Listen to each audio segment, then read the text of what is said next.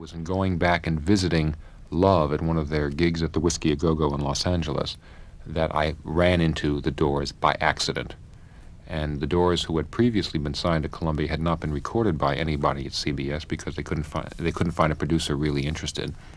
And I began my pursuit to sign the Doors, who really weren't having any that week because they were just kind of down on record companies. The fact, as Ray Manzarek has pointed out in Zigzag magazine, that the Doors signed with Elektra was intimately tied up with the fact that we had signed Love, and Love were the premier underground group in Los Angeles at the time. And after much pursuit, the Doors did sign with us and ran away with all the honors. I think that there was some bad blood as a result of that. Certainly Arthur Lee never was willing to extend himself to perform much outside of the immediate Los Angeles area, whereas the Doors were immensely cooperative, and we suggested that they had to break the stigma of being just a California group. At that time, that was not an advantage, it was almost a positive disadvantage. And the Doors came 3 times to New York at their own expense and worked in a small club here under the 59th Street Bridge, which is immortalized in Paul Simon's song. But right underneath that bridge, there was this club on Dean's, and they began to pack people in, began to develop a reputation. Most people were surprised that they even were from California. The first single was a stunning unsuccess. The first single was issued in January together with the album, and it was Break On Through, and nothing happened. At that point, I became very upset because I thought we had something very extraordinary, and had written a letter to all of our independent distributors predicting that the Doors were going to be the biggest thing that we ever had. The next thing I did was decided to release another single, and decided that the single was going to be Light My Fire, and took a gigantic billboard out on Sunset Strip which said Break On Through with the Doors. And this was the first time, to my knowledge, that any record company had ever taken an advertisement out on that widely traveled area of Los Angeles where most of the clubs were. And it was taken facing in such a way so that the people who were going to their radio stations, namely the disc jockeys and the program directors, would see it and realize somebody was spending some money and was interested in this group. We then were able to focus the excellent LP sales that we had in the Los Angeles area in such a way as to call it to the attention of the program directors, so that when Light My Fire came out, they gave the group and the album credence. This resulted in getting some album tracks played on the radio.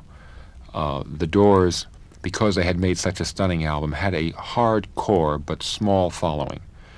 The best way to effectively market an album is via word of mouth. I guess that's true of most any product.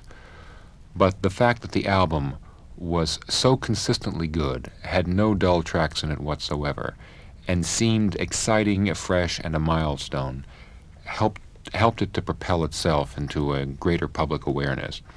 So that during the month of January, we initially shipped approximately 10,000 albums. This was an extraordinary quantity of albums on an unknown group. During the next month of February, it held at 10. In March, it moved up to 15. In April, it was about 30. So that when the time Light My Fire hit, we were shipping albums at the rate of 250,000 a month. And that first album has, just in the United States alone, sold over 2 million copies and is, to this day, Elektra's biggest selling album. Jac Holzman programmed both the Doors' retrospective albums too, Doors 13 in 1971 and Weird Scenes Inside the Gold Mine, which came out in 1972. The title here taken from the lyrics of the Doors song The End. It was surprising then to find that his favourite Doors track was not on either of these compilations. Many of my favorite tracks are from the first album. One of the songs that I've always felt should have been released as a single and never has been, and I don't know whether I will now or not, is Take It As It Comes from the first album. There are the obvious tracks which everyone knows about, Light My Fire and The End and When the Music's Over. But I think Take It As It Comes is almost the quintessential Doors track, certainly from the first album.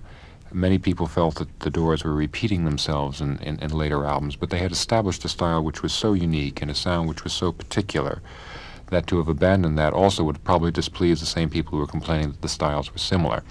I think that if you listen, and as I did recently, to the album simply called The Doors, which was the first one, and then listen to L.A. Woman, which was recorded, 1966 to 1970, late 1970, early 1971, over that that 4.5 year, nearly 5 year span, the Doors again began to reach out with L.A. Woman, and I think L.A. Woman reflects in a way more precisely where Jim Morrison was at just prior to his death. I mean, Jim and the group were immensely satisfied with that album.